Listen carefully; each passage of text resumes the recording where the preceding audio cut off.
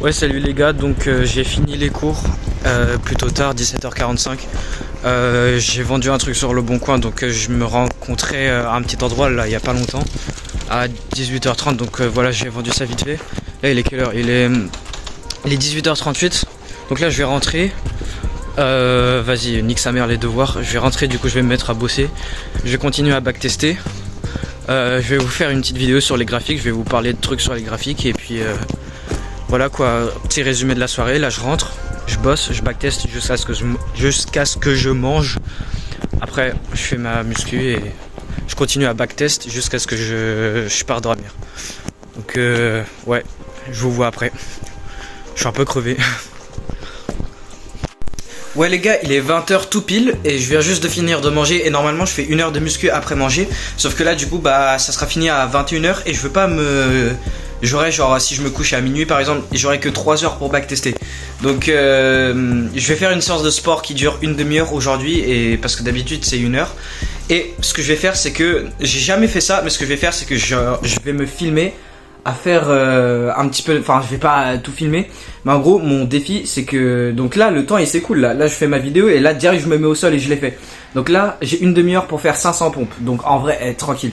Sauf que le problème c'est que des fois quand je fais des petits défis comme ça à mes séances de sport d'1 heure, bah vu que j'ai 1 heure, enfin je me balade un peu sur mon téléphone, je fais des petites pauses, enfin genre je glande un peu. Alors là vu que je vous montre à vous, et là je suis obligé de réussir parce que là si je réussis pas je suis une merde. Je fais ça dans la vidéo, genre je vais vraiment le mettre dans la vidéo. Et donc voilà, je vais pas entièrement me filmer à faire les pompes, voilà quoi. Mais ouais donc voilà, enfin je vais pas mytho. Donc à la fin, soit je vous dis j'ai réussi à faire 500 en une demi-heure. Non c'est large, je fais ça. Ça y est, je l'ai fait EZ, mais enfin voilà, c'est juste... petit défi, voilà, vite fait pour ce soir. Et après mes pompes, je prends ma douche et je pars backtester jusqu'à ce que je m'endors. Et demain matin, je vais me lever super tôt parce que demain, vas-y, vendredi, je termine les cours tôt. Enfin, j'ai pas de grosses raisons d'avoir des heures de sommeil pour demain, nique sa mère. Enfin, donc je vais me lever super tôt. J'ai vraiment du backtesting, beaucoup de backtesting à faire. Donc le temps il s'écoule là, il est 20h02, donc il me reste 28 minutes. Ouais, 28. Mais tranquille, donc là je vais me foutre au sol, je vais peut-être mettre un petit podcast, enfin un truc en mode... Enfin un podcast vidéo en mode pour une vidéo sur psychologie de trading ou vidéo de développement personnel en même temps. Enfin voilà, je le mets comme ça j'écoute en même temps que je fais mes pompes. Puis voilà, donc là je vais me foutre au sol et je fais mes pompes. Donc voilà, je parle trop pour rien dire mais ouais.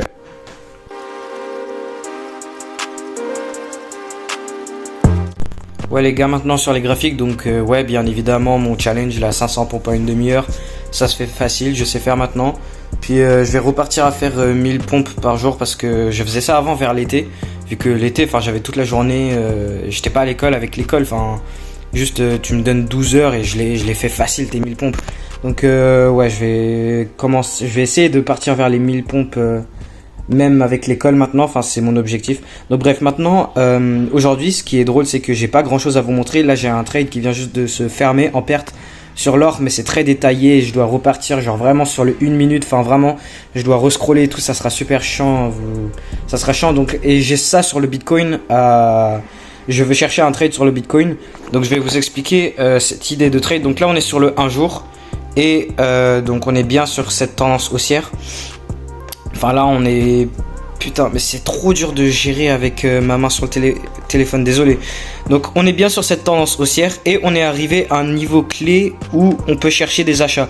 Parce que donc là on a eu cette grosse expansion vers le haut, mais qu'est-ce qu'on a eu juste avant? Cette petite consolidation ou cette dernière bougie vendeuse avant l'achat. Enfin on avait eu, en tout cas ce qui est sûr de sûr, même je m'en rappelle même, j'étais accro Bitcoin dans ce price action ici, j'étais absolument accro Bitcoin.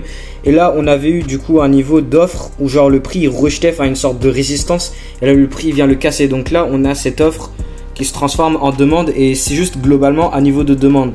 Donc là ce qu'on est venu faire c'est qu'on revient à ce niveau et là on commence à freiner un petit peu, enfin non, parce que si on considère ce qu'il y a avant, enfin ça pourrait être un freinage si on aurait ça ici.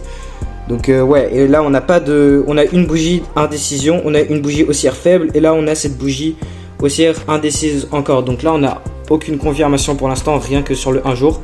Mais on va aller sur les intervalles de temps plus petites pour confirmer ça. Donc Bitcoin, on est bien d'accord, le bull run, le vrai de vrai bull run, ça arrive bientôt. BlackRock et tout, les ETF ils sont sortis. Enfin bref, je vais pas vous faire toute l'analyse détaillée et tout. Mais pour ceux qui savent, ouais. Donc j'ai 3 points d'intérêt pour acheter le Bitcoin pour repartir faire une tendance haussière. Donc là, ce qui est sûr et certain, c'est qu'on est parti pour faire des hauts et des bas qui sont toujours plus hauts que les précédents. Et du coup, potentiellement un gros bull run, enfin vraiment un mouvement haussier super étendu. Donc moi, qu'est-ce que je veux faire? J'ai 3 niveaux où j'achèterai. Enfin, 3 niveaux où je chercherai. En fait, moi, ce que je veux vraiment faire, c'est que pour ce bull run, j'ai vraiment envie d'attraper le bas, genre vraiment le plus bas des bas. Entrer sur les intervalles de temps les plus petites, genre 5 minutes, 15 minutes, et vraiment prendre un truc le plus bas possible et me taper un RR mais absolument aberrant. Genre j'ai trop envie de faire ça. Donc moi mes 3 points d'intérêt pour faire ça, donc la première c'est au niveau de demande qui est ici, le dernier, donc ça c'est le dernier avant cette expansion. Donc on a du gap et on revient, liquidité à prendre en dessous de tous ces bas. Donc mon premier niveau c'est ici à 39 525, enfin je sais pas, il y a plusieurs trades donc je sais pas exactement le prix. Ouais, 39 450, ouais. Bon, bref, je sais pas. Donc mon premier niveau c'est là. Donc là ce que je vais me mettre à faire, c'est que je vais aller sur les intervalles de temps plus petites et chercher un achat qui peut potentiellement être tenu jusqu'au haut qui est là. Donc notre order flow attractif qui est là-haut. Et du coup pour la suite du bull run quoi. Ou mon autre niveau c'est ce niveau de résistance, enfin ce niveau ici, des 31 500. Donc avec ce gap là et donc un niveau d'offre qui se transforme en demande. Évidemment le Bitcoin ça marche comme ça. J'ai déjà fait des vidéos sur le Bitcoin mais je vais pas ça marche pas du tout comme le Forex, mais je vais pas vous expliquer exactement. Genre la support et résistance ça marche à perfection sur le Bitcoin. C'est juste la nature du marché du Bitcoin. Et là ce qu'on a c'est ce dernier point d'intérêt au 22 000. Alors 22 000, je peux avoir l'air complètement fou.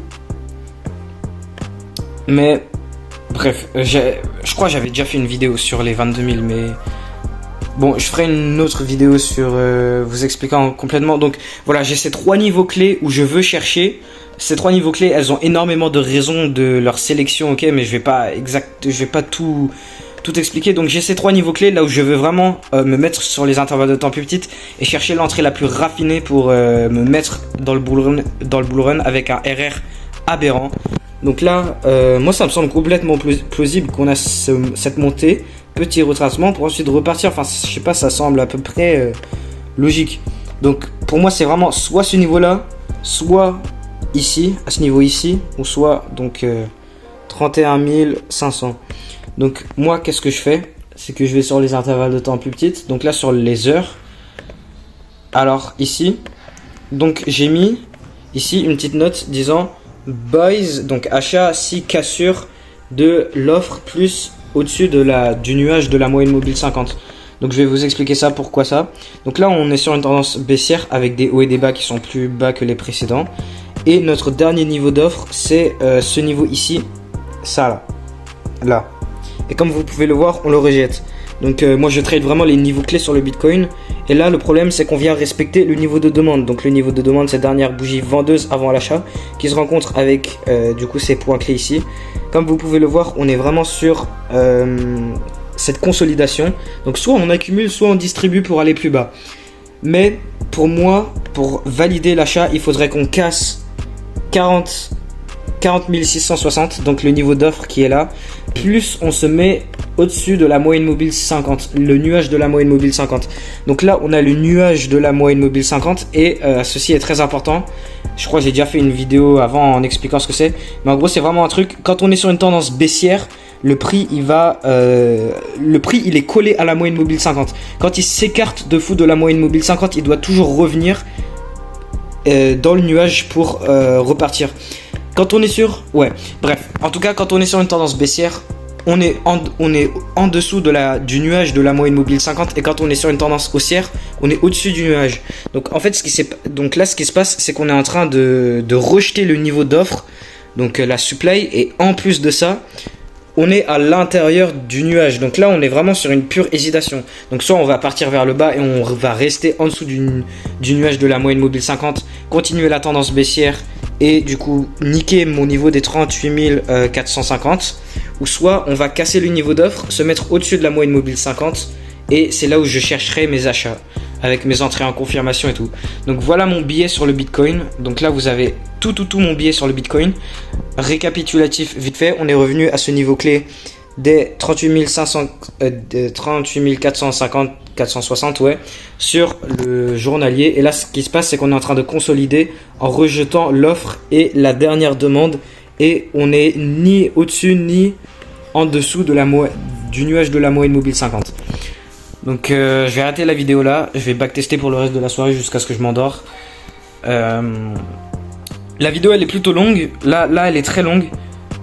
7 minutes là, ça fait que 7 minutes 40 là je suis en train d'enregistrer cette vidéo sur le Bitcoin, mais là au moins vous avez absolument tout mon billet sur le Bitcoin jusqu'à maintenant. Donc là cet indicateur avec des bougies multicolores et des moyennes mobiles et ces escaliers là, je ferai une vidéo sur ça. C'est un indicateur, c'est pour moi le meilleur indicateur. Non, pour moi le meilleur indicateur c'est l'indicateur de volume, mais on a ça qui est très utile. Donc je ferai une vidéo sur ça, donc restez sur la chaîne. Suivez mon parcours jusqu'à devenir trader professionnel et millionnaire, et puis voilà, je deviendrai un grand trader. Et rejoignez la communauté Discord aussi, on est plein de traders, on est sur le même parcours, on s'entraide, on partage nos analyses, et c'est vraiment la meilleure communauté quoi. Donc voilà mon billet sur le Bitcoin, voilà la vidéo d'aujourd'hui, et je vous dis au revoir et bonne continuation dans vos trades, et puis salut.